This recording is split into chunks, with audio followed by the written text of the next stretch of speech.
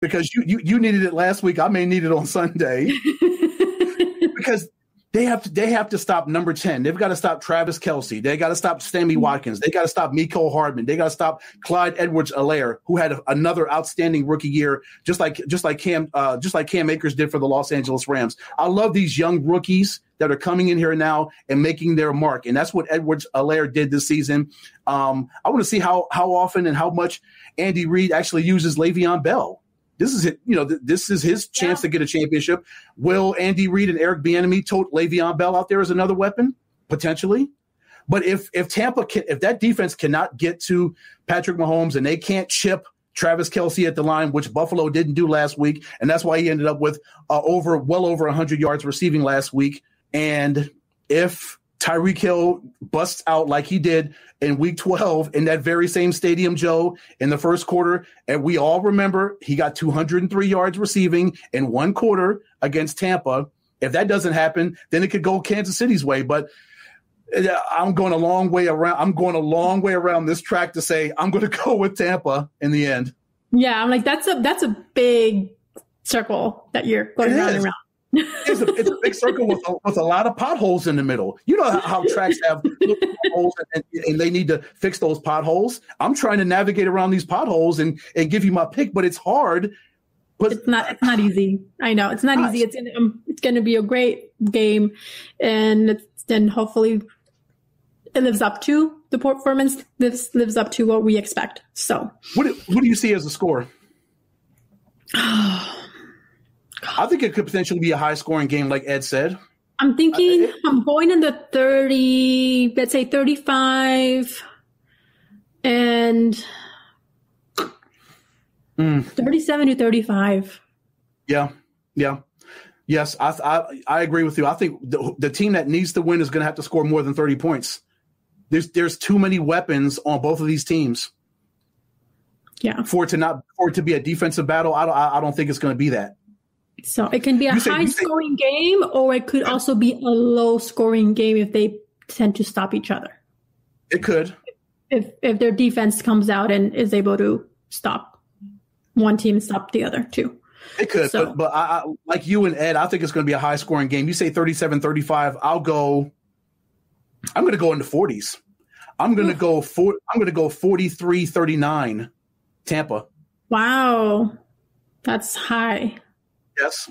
I just think both of these offenses they're outstanding. And I don't know how Todd Bowles and Steve Spagnuolo gets their guys ready to stop these weapons. There's so many of them on each opposing offense, Joanna. I know. Not easy. No, it's not. No. I mean, look, last week Tampa scored 31 and at Lambeau. KC scored 38 against Buffalo. Those are high-scoring games. Yep. So why would this not be a high-scoring game? Don't doubt it. Yes. The more points scored, the better. More of an exciting game it'll be. Definitely. Yes. The more you score, the more excitement, at least I hope. Regardless of what the score is, the fact that we have Super Bowl 55 in our midst, and we talked about it last week. The fact that I love that the NFL is allowing 7,500 first responders in the stadium, in Raymond James Stadium, as a part of the 22,000. I think that is a fantastic move for them to honor the real superheroes, the real people that save lives and protect our livelihood and our safety by what they do. They absolutely should be honored. And I think that's a great move that Roger Goodell and the National Football League did. It'll be weird to see a stadium a third of the way full, but that's definitely not what we're used to. Yeah. But we know these are the times that we live in, and this is what they could safely allow as far as the health standards go, but it's all about the football game. Yeah. Definitely. But let's go ahead, and I want to go ahead and move on to a little bit of baseball. Once NFL wraps up, then we have MLB right around the corner. So we have been hearing. I like your little smile you got there. You're talking about baseball, right? Only my favorite sport. Mm-hmm. So we've been hearing of the news as of late and MLB and wanting to push the season to a late start. We've also heard spring training asking of that being delayed, and we have the MLB Players Association pushing back. So the Players Association pushed back on MLB. MLB came to them with a proposal to go ahead and delay the start of the season and spring training by a month. They pushed back. They said no. And I understand why they said no, regardless, and if they did agree, they would still get their full pay. But one of the things that gets me, the MLB did have all this time throughout the off season, and they're coming to them just now, right before, not even a month before spring training starts, right, with a proposal. So I totally understand where they're coming from, but at the same time, I don't know how much you read into this, Ed, and I don't know for our listeners, just to kind of give them a little bit of a perspective of what was in that proposal. That under the proposal, the end of the season would be delayed one week. The regular season would be shortened to 152 games, which many of us did hear of that. It's 154, right? 154. From 162 yes. to 154. Yes. Yes. And all 30 teams would be required to play several double headers. So, and then they would also be I'm sure the players weren't happy about that. They don't want those double headers. They don't want to be in those stadiums any longer than they need to be. Right. And players would also be required to accept previously rejected proposals that link expanded playoffs with expansion of the designated hitter. So yes, they would go ahead and have their salaries, but then there's other things, unknowns that the players don't know what they would be agreeing to, and MLB would have that say in that decision. So they understand the I would say the challenges that will be presented, because of course we did see that last season as well. Right. No doubt that there's going to be some challenges that come across here as they attempt to play a 162 game season. So what are your thoughts? There's something more that I want to go ahead and go into this, which then goes into the collective bargaining agreement and then going into next season. But I want to hold off on that talk, but I want to go ahead and get your take on this decision from the union. Mm-hmm. I agree with the decision. I'm glad they decided to do that. And according to what I'm reading from what Ken Rosenthal from The Athletic is saying, he says a number of players believe it's too late in the offseason to try to revise this schedule. And like you said, Joe, why did they wait until a month before spring training to propose this change to the schedule, to change the 154 and the designated hitter and expanding the playoffs to 14 participants?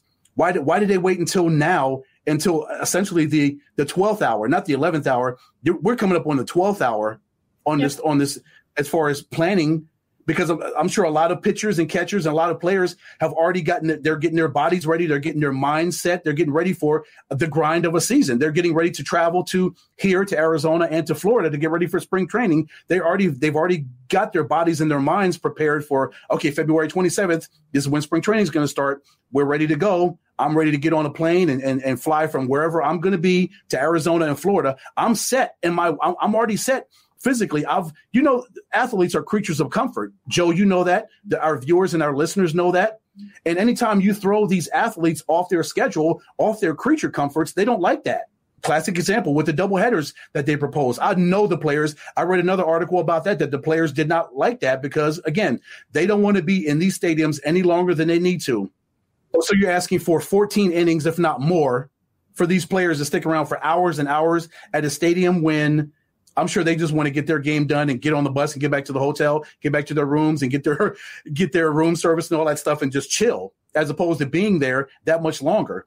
But I agree that I like that the union they fought back. They stood their ground and said, no, we don't want this. We want we want spring training to start on time. We want to try to get 162 games in. And that's the way it's going to be. I'm glad they stood up for their part and said no to Rob Manfred and no to Major League Baseball and the proposal they made.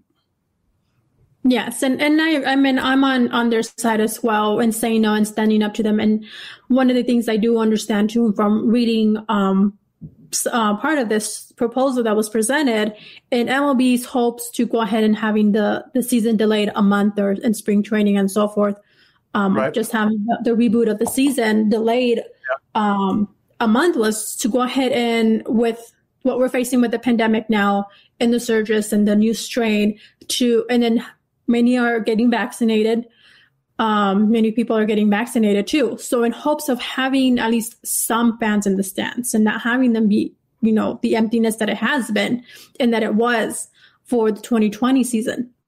Let me retort on that one. Then why would they wait until a month before to want to do all this contact tracing and do all this right now, a month before spring training starts? You've had all this time between the time that the Dodgers won the World Series over the Tampa Bay Rays to do this. But no, you decide until now to say, let's push it back so we can do more contact tracing and have more vaccines out here so we can have more fans in. Why is the timing so wrong on this? Why are they so herky jerky and last millisecond with all these decisions? Right. It's no surprise that MLB was going to come out with some type of proposal on the 12th hour. We're here about 2 weeks away from spring training starting and having pitchers and players reporting. So we saw it last season.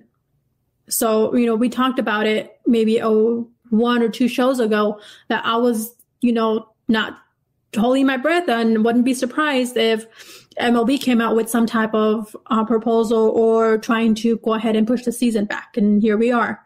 One attempt at doing so. And I wouldn't be surprised yet again if they try to come out with another attempt in shortening the season or trying to push it back in some way again.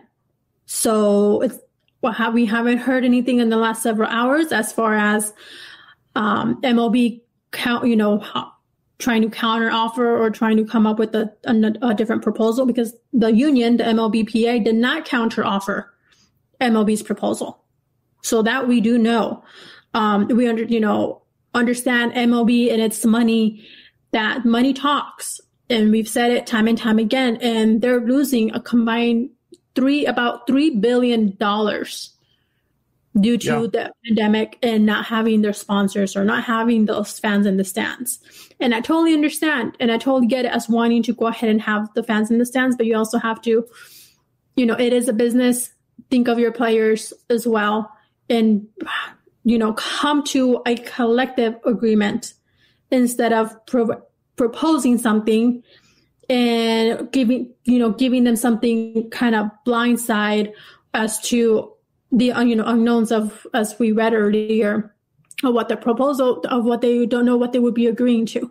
Joe, do you think MLB will potentially come with another offer to the union during spring training? Should the number of COVID cases, if we have another outbreak across the country, or like say here in Arizona or in Florida, the 2 spring training sites, do you think MLB will come back and say, okay, we're gathering this data now. We see that the cases are rising in the 2 states and across the country. We might want to rethink during this 162. We might want to rethink having a delay to the season so we can get the vaccines out and gather more data and make sure it's safe to actually have fans in and actually make sure it's safe to try to attempt to get 162 games in, and make sure our players and all the staff, all the personnel for all these baseball teams are safe, and we can actually get a full season in safely. I think there will be something that MLB will try to present again for the season to the players. I don't think that they'll try to push spring training back, being that how close it is. But for the season, it's a possibility.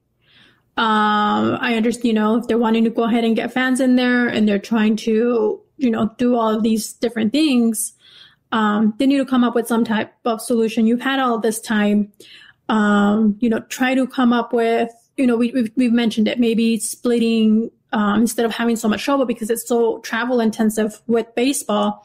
NFL is different. Basketball, we saw what NBA has did for the season, and they even shortened their season. But what is MLB going to do? Because it's 162 games. It's a lot of games and it's a lot of travel.